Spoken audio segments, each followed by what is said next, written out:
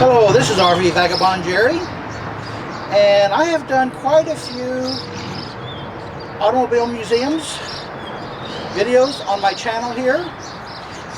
Quite a few of them, but only two, with this being the second one, of an automobile museum that is dedicated to just one brand of automobile. The other one was the Studebaker Museum in South Bend, Indiana. Now, the building here used to be a Packard dealership here in the downtown area of Dayton. So when the dealership closed, it kind of deteriorated, and then they came back in and fixed it up, remodeled it, brought in a lot of the old cars, and created this Packard Museum. And just as a coincidence, Studebaker and Packard merged at one point when Packard sales were going down. Studebaker took over Packard, and then I think it was 1959 when Packard finally, they stopped making the Packard automobiles, and then it was in the mid-60s when Studebaker went out of business and quit making. They tried to combine Packard and Studebaker into AMC, American Motors, but that didn't work out. So both Packard and Studebaker just had to go out of business, not able to compete with the big three automobile manufacturers. So let's go in and I'll show you around this museum. Can you imagine this little car having a V12 engine? Believe it or not.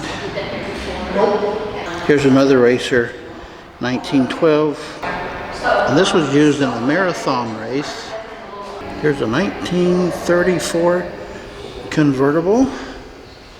Another convertible here from 1940. And another one from 32. Packard only made big luxury cars. And you can see from the price here, it's a lot. Even though it's only $32.55, at the time a house cost $59.70. How about that? This is a 1919 5-ton truck. It says here, this is a 1937 with a 12-cylinder engine. This is a 1924 with a 6-cylinder. And one thing you don't get on cars anymore is a hood ornament like this. Here's a 1914, which has this little seat back here for a third person. And during WW2, Packard made a lot of vehicles for the military, like this, as it says there. Now this one was made for WW1. Some of these you are allowed to sit in. That one's got a welcoming door open right there. Some of them have a sign like this. And that's a 1918. They've got the Packard story playing on a video here that you can sit down and watch. Here's a 1932 Twin 6, and as it says here, it cost just about the same as a house did at the time. Here's a good look at the engine, and a Twin 6. I don't know how that's different from a 12-cylinder. Here's a 1930 straight 8. And look at the price of gasoline in 1930. An average new car costs $700, but this beauty is $7,000. Check out this trunk. Not much of a trunk. And You know what this is called? It's called a boat tail. Now for this beauty, it's going to cost you about 50% more than a house. And they had plain black sedans too. That's a 1940.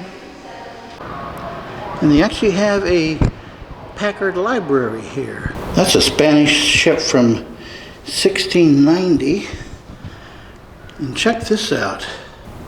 This is a pretty extensive library they have. Here's a 1948 that was built for the purpose of being a taxi. Got some luggage space here. Now in this back room they have some other makes of cars. This is a Henley hearse. And if you're wondering what a three-way hearse is, its ability to load a casket in 3 different ways. Here's another Henley from 1953. Henley took some Packards and just modified them and then labeled them as Henley make vehicles. And this is a Packard Army staff car that was called a Clipper. Packard also made jet engines. In 1946, and this is a Packard engine that was used in PT boats. We got several really nice family cars here. I like the colors, other than white. They just have these colored stripes, except for this one that is all red. And all 5 of these are called the Caribbean models. These were all very popular high-end family cars. Brand new at $5,900, and this one went for $595 as a used car, and that was a good buy. I would say so, yeah. They have a DeLorean, and this says it could have been a Packard. DeLorean, as it says here, originally worked at Packard. Now this 1940 model is interesting. It's a semi-convertible. I wonder if they had some kind of cover for the front seat as well.